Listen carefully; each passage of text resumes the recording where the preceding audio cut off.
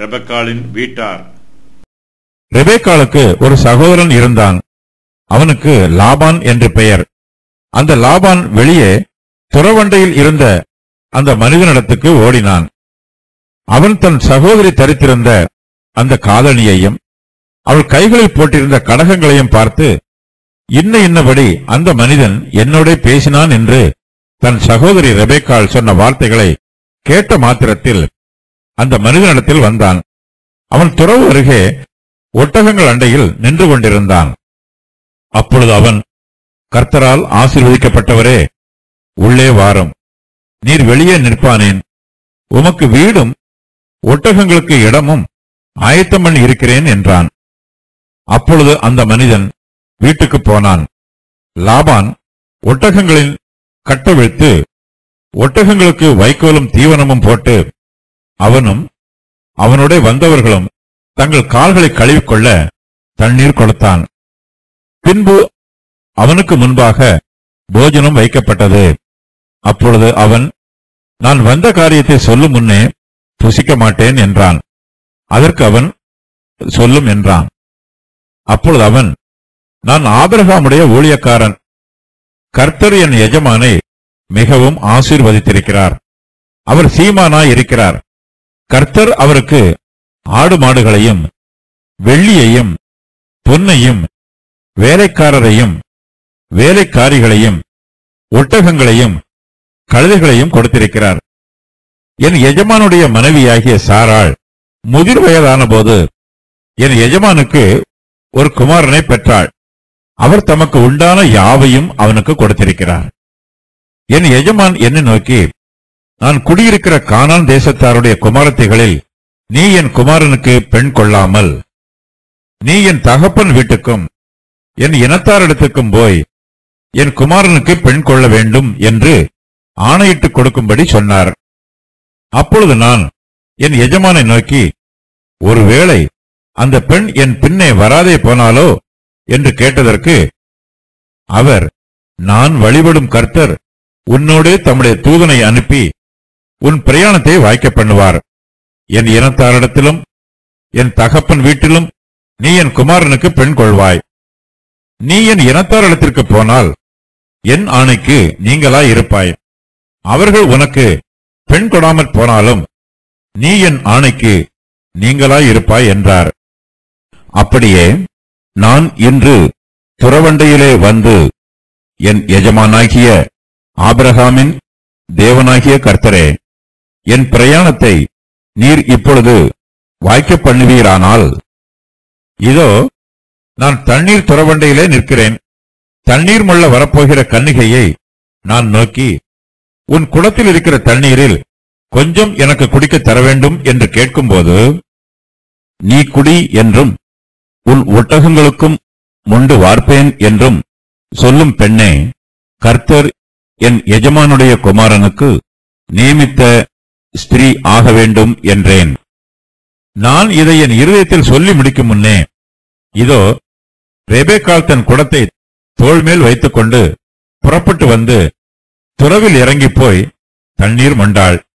அப்பொழுது நான், எனக்கு குடிக்க தர வேண்டும் என்றேன்.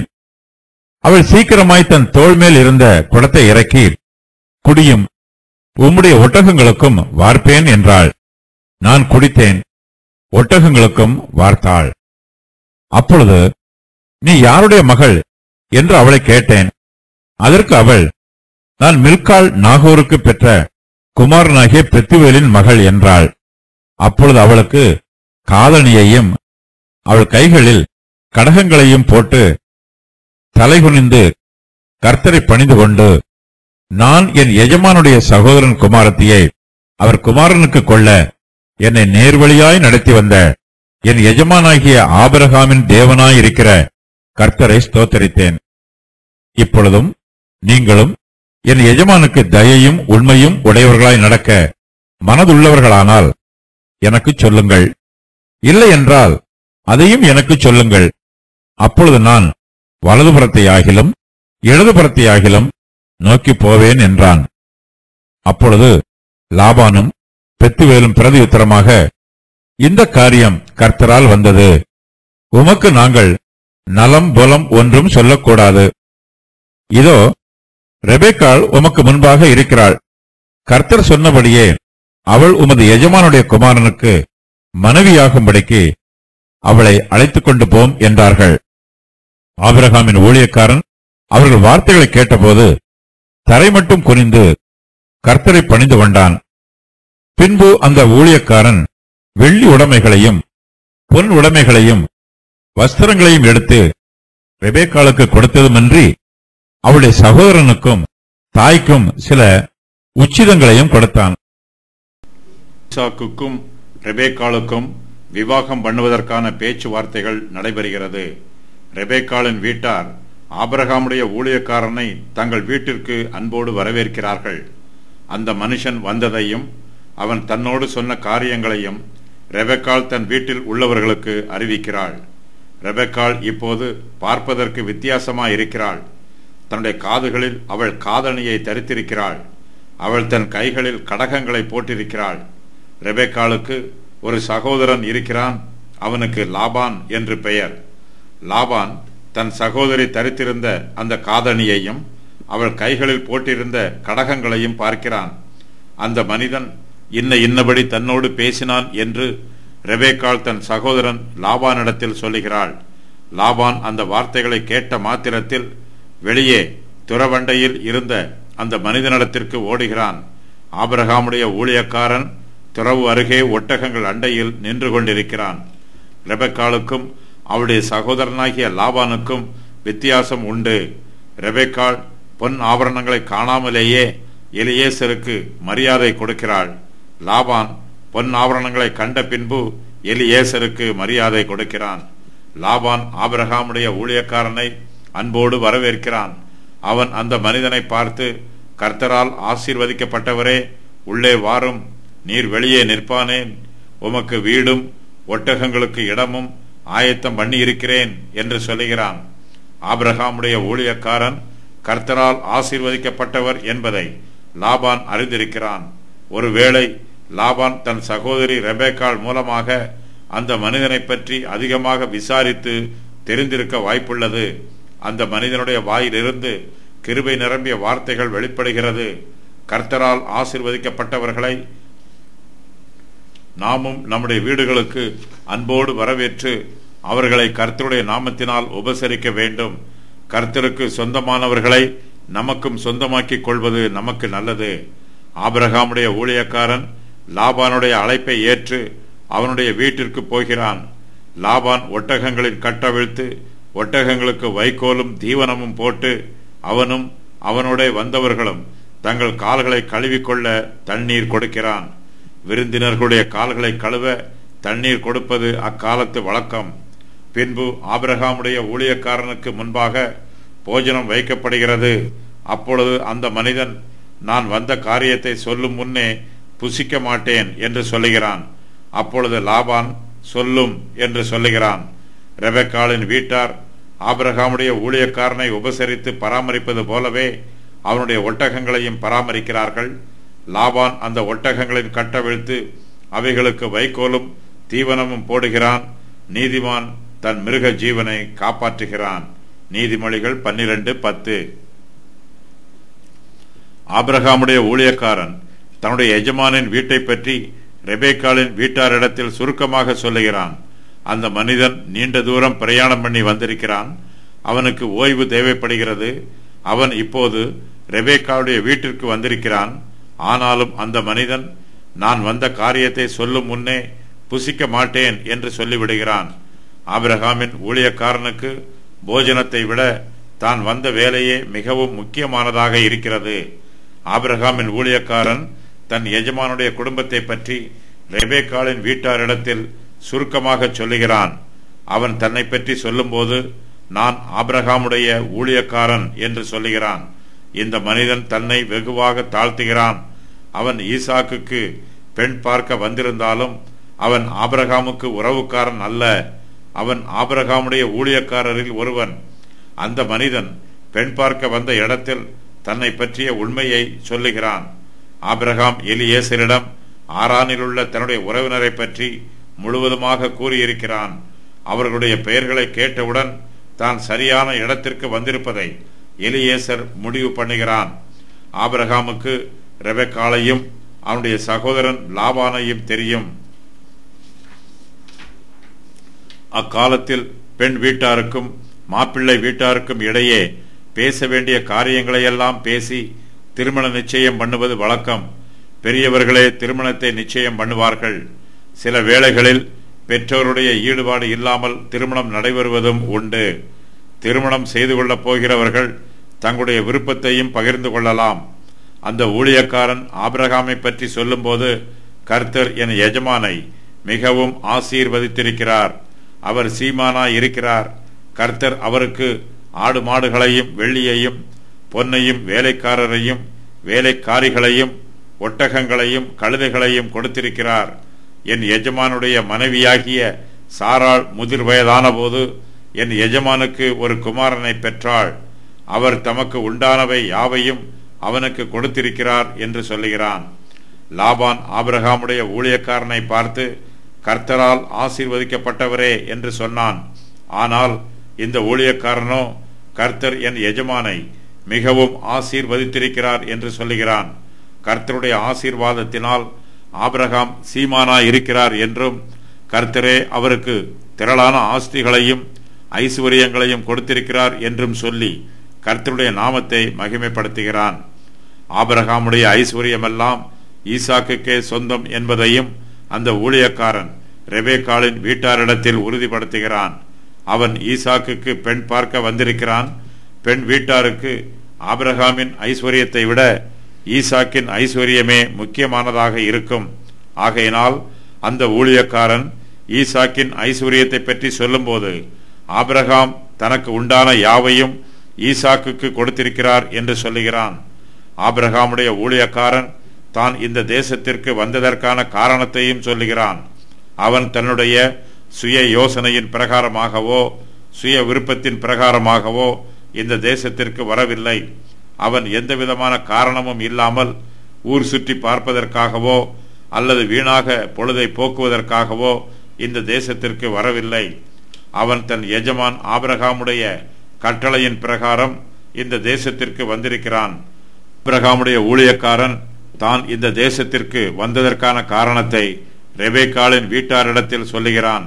அந்த மனிதன் அவர்களை நோக்கி, என் எஜமானாகிய ஆபிரகாம் என்னை நோக்கி, நான் குடியிருக்கிற கானான் தேசத்தாருடைய குமாரத்திகளில் நீ என் குமாரனுக்கு பெண் கொள்ளாமல் நீ என் தகப்பன் வீட்டுக்கும் என் இனத்தாரிடத்திற்கும் போய் என் குமாரனுக்கு பெண் கொள்ள வேண்டும் என்று ஆணையிட்டு கொடுக்கும்படி சொன்னார் என்று சொல்லுகிறான்.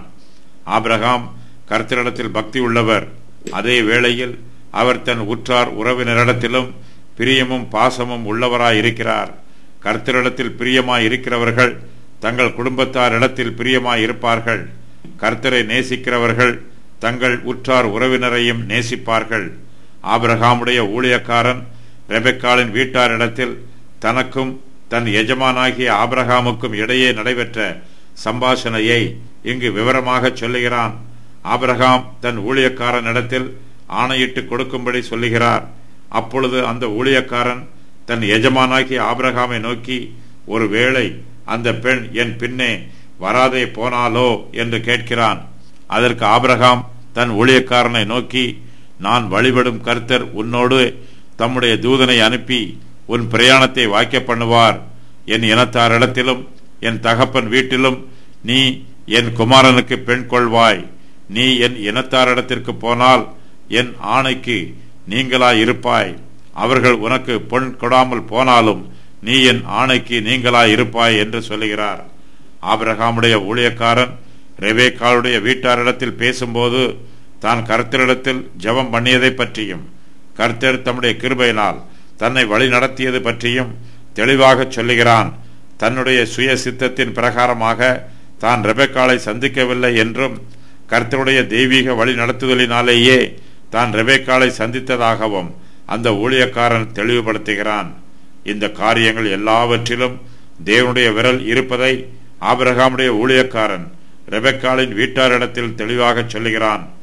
அந்த மனிதன் ரெபெக்காளின் வீட்டாரிடத்தில், அப்படியே நான் இன்று துறவண்டையிலே வந்து என் எஜமானாகிய ஆபிரகாமின் தேவனாகிய கர்த்தரே, என் பிரயாணத்தை நீர் இப்பொழுது வாய்க்க பண்ணுவீரானால், இதோ நான் தண்ணீர் துறவண்டையில் நிற்கிறேன். தண்ணீர் முள்ள வரப்போகிற கன்னிகையை நான் நோக்கி, உன் குடத்தில் இருக்கிற தண்ணீரில் கொஞ்சம் எனக்கு குடிக்க தர வேண்டும் என்று கேட்கும்போது, நீ குடி என்றும் உன் ஒட்டகங்களுக்கும் உண்டு வார்ப்பேன் என்றும் சொல்லும் பெண்ணே, கர்த்தர் என் எஜமானுடைய குமாரனுக்கு நியமித்த ஸ்திரியாக வேண்டும் என்றேன் என்று சொல்லுகிறான். கர்த்தர் தன்னுடைய ஜெபத்திற்கு அற்புதமாக பதில் கொடுத்ததையும் அந்த ஊழியக்காரன் அவர்களுக்கு தெளிவுபடுத்துகிறான். அந்த மனிதன் அவர்களை நோக்கி, நான் இதை என் இருதயத்தில் சொல்லி முடிக்கும் முன்னே, இதோ ரெபெக்காள் தன் குடத்தை தோள்மேல் வைத்துக் கொண்டு புறப்பட்டு வந்து துறவில் இறங்கி போய் தண்ணீர் மொண்டாள். அப்பொழுது நான் எனக்கு குடிக்க தர வேண்டும் என்றேன். அவள் சீக்கிரமாய் தன் தோள்மேல் இருந்த குடத்தை இறக்கி, குடியும், உம்முடைய ஒட்டகங்களுக்கும் வார்ப்பேன் என்றாள். நான் குடித்தேன், ஒட்டகங்களுக்கும் வார்த்தாள் என்று சொல்லுகிறான். ஆபிரகாமுடைய ஊழியக்காரன் ரெபெக்காளோடு பேசின வார்த்தைகளையும் அவளுடைய வீட்டாரிடத்தில் அப்படியே சொல்லுகிறான். அந்த ஊழியக்காரன் அவளுடைய வீட்டாரிடத்தில் அது பற்றி சொல்லும்போது, நீ யாருடைய மகள் என்று அவளை கேட்டேன். அதற்கு அவள், நான் மில்காள், நாகோருக்கு பெற்ற குமாரனாகிய பெத்துவேலின் மகள் என்றாள். அப்பொழுது அவளுக்கு காதணியையும் அவள் கைகளில் கடகங்களையும் போட்டு தலை குனிந்து கர்த்தரை பணிந்து கொண்டு, நான் என் எஜமானுடைய சகோதரன் குமாரத்தியை அவர் குமாரனுக்கு கொள்ள என்னை நேர் வழியாய் நடத்தி வந்த என் எஜமானாகிய ஆபிரகாமின் தேவனாய் இருக்கிற கர்த்தரை ஸ்தோத்திரித்தேன் என்று சொல்லுகிறான். ஆபிரகாமுடைய ஊழியக்காரன் தன் எஜமானை பற்றியும் அவர் தன்னிடத்தில் சொன்ன காரியத்தை பற்றியும் தான் இந்த தேசத்திற்கு வந்தது பற்றியும் துறவண்டையில் தான் ரெபெக்காளை சந்தித்து அவளோடு பேசியது பற்றியும் தெளிவாக சொல்லுகிறான். இவை எல்லாவற்றையும் சொல்லிய பின்பு ஆபிரகாமுடைய ஊழியக்காரன் ரெபெக்காளின் வீட்டாரை பார்த்து, இப்பொழுதும் நீங்களும் என் எஜமானுக்கு தயையும் உண்மையும் உடையவர்களாய் நடக்க மனதுள்ளவர்கள் ஆனால் எனக்கு சொல்லுங்கள், இல்லை என்றால் அதையும் எனக்கு சொல்லுங்கள்.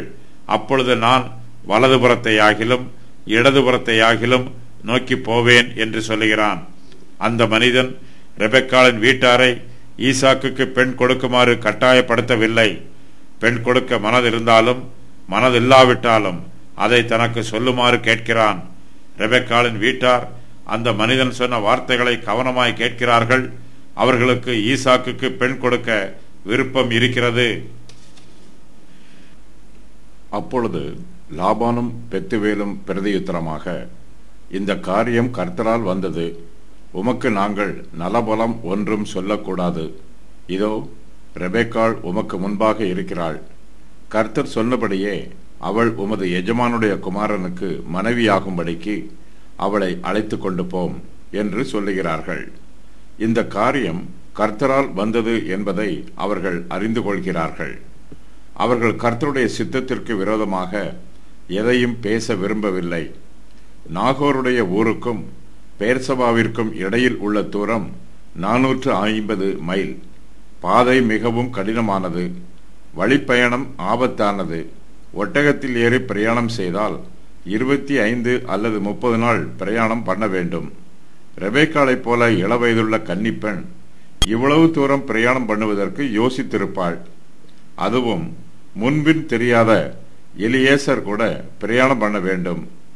ஈசாக்கை பார்ப்பதற்காக போனாலும் அவள் இதுவரையிலும் ஈசாக்கையும் கண்டதில்லை. ஈசாக்கின் சுபாவம் பற்றியும் ரெபெக்காளுக்கு ஒன்றும் தெரியாது. ஆனாலும் ரெபெக்காள் எலியேசருடைய வார்த்தையை நம்புகிறாள். எலியேசரிடம் கர்த்தர் பேசியதற்கு மதிப்பு கொடுக்கிறாள். கர்த்தருடைய கரம் இதில் இருப்பதை பூரணமாக புரிந்து கொள்கிறாள். ரெபெக்காள் கர்த்தருக்கு கீழ்ப்படிந்து எலியேசரோடு பெயர்சபாவிற்கு போக சம்மதிக்கிறாள். ஆபிரகாமின் ஊழியக்காரன் அவர்கள் சொன்ன வார்த்தைகளை கேட்டு கர்த்தரை துதிக்கிறான். அவன் தரை மட்டும் குனிந்து கர்த்தரை பணிந்து கொள்கிறான். ஆபிரகாம் தன்னுடைய ஊழியக்காரனை நோக்கி, தம்முடைய தூதனை உனக்கு முன்பாக அனுப்புவார் என்று சொன்னார். ஆபிரகாம் சொன்ன பிரகாரமாகவே கர்த்தர் தம்முடைய தூதனை அனுப்பி இந்த ஊழியக்காரனுடைய பிரயாணத்தை வாக்கிய பண்ணியிருக்கிறார். ரெபேக்காளின் வீட்டார் ஆபிரகாமின் ஊழியக்காரனுக்கு நல்ல பதிலை சொல்லுகிறார்கள். ரெபேக்காளை ஈசாக்குக்கு பெண் கொடுக்க சம்மதம் தெரிவிக்கிறார்கள். ஆபிரகாம் சொன்ன பிரகாரம் கர்த்தருடைய தூதனானவர் இந்த ஊழியக்காரனுடைய பிரயாணத்தை வாய்க்க பண்ணி இருக்கிறார். ஆனாலும் அந்த மனிதன் ரெபேக்காளுடைய வீட்டார் சொன்ன நல்ல வார்த்தைகளை கேட்டபோது அவன் கர்த்தருடைய தூதனை பணிந்து கொள்ளாமல் கர்த்தரை பணிந்து கொள்கிறான். பின்பு அந்த ஊழியக்காரன் வெள்ளி உடைமைகளையும் பொன் உடைமைகளையும் வஸ்திரங்களையும் எடுத்து ரெபேக்காளுக்கு கொடுத்ததுமன்றி அவளுடைய சகோதரனுக்கும் தாய்க்கும் சில உச்சிதங்களையும் கொடுக்கிறான்.